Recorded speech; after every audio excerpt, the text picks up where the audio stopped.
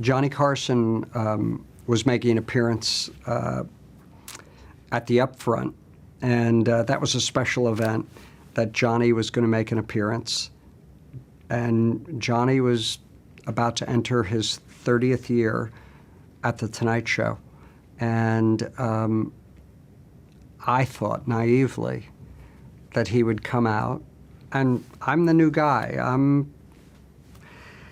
Ted Danson has said to the crowd, advertisers, the press, the affiliates, Warren's the man. And that presentation at the Upfront at Carnegie Hall that year ended with Johnny Carson coming out and making an announcement that no one knew was coming. And he said, it's been wonderful, but this will be my last year. 1 year from now, I will say thank you and good night. And boy, did he catch us not ready. That became the battle for Johnny's chair. And of course, depicted in The Late Shift, who would get Carson's chair after 30 years of being the king of late night television. Talk about your support of Jay Leno, which is obviously well known through The Late Shift, but why did you decide that he was the right? Well, ideally the best decision for NBC. The best outcome would have been if we were able to keep David Letterman and Jay Leno. In a world where Johnny clearly had said, I'm leaving.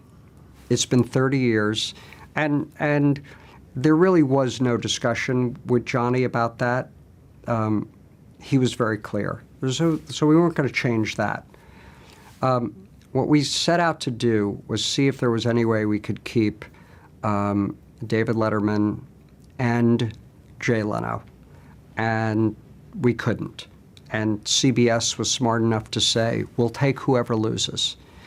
CBS courted both of them, lavish gifts, and basically CBS's position was, there's only one Tonight Show, one of you will get it, we'll take whoever doesn't.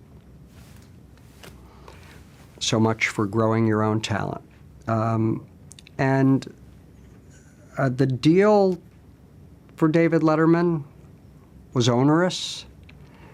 David was and is brilliant, certainly qualified.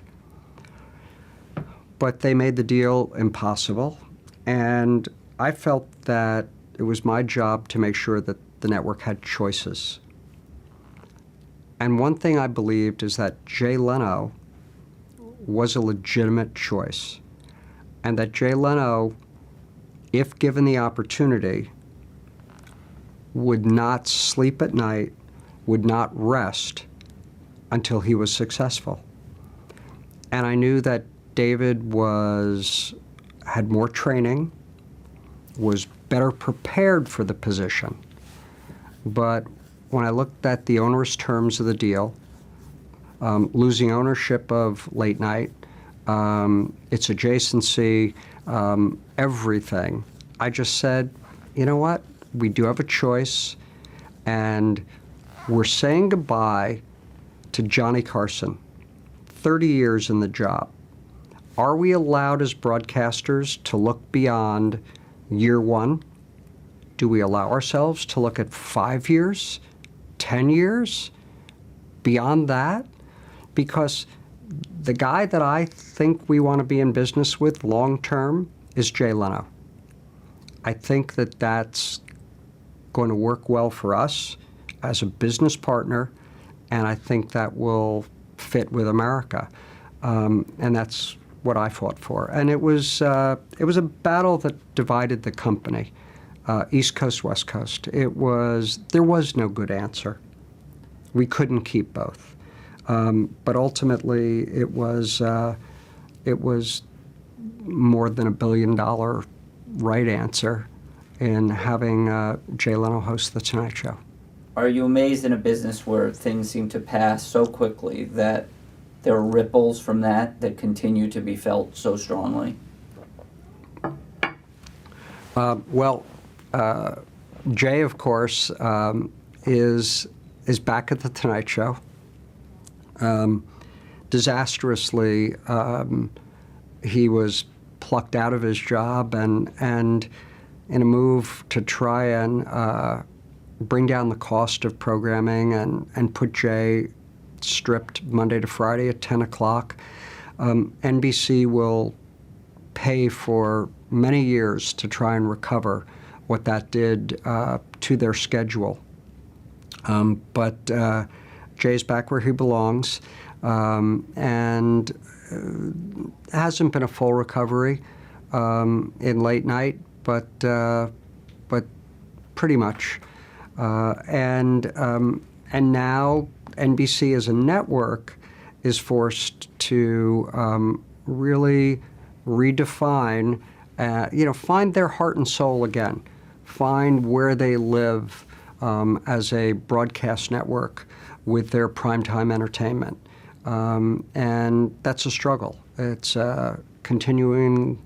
It continues to be a unbelievably competitive environment. And having given up all that 10 o'clock real estate, they're recovering from that, and they're recovering from a number of years of program development that seemed to be more driven by fear and more driven by a checkbook rather than a creative vision.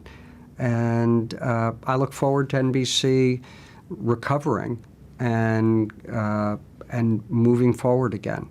A healthy NBC is good for the entire industry.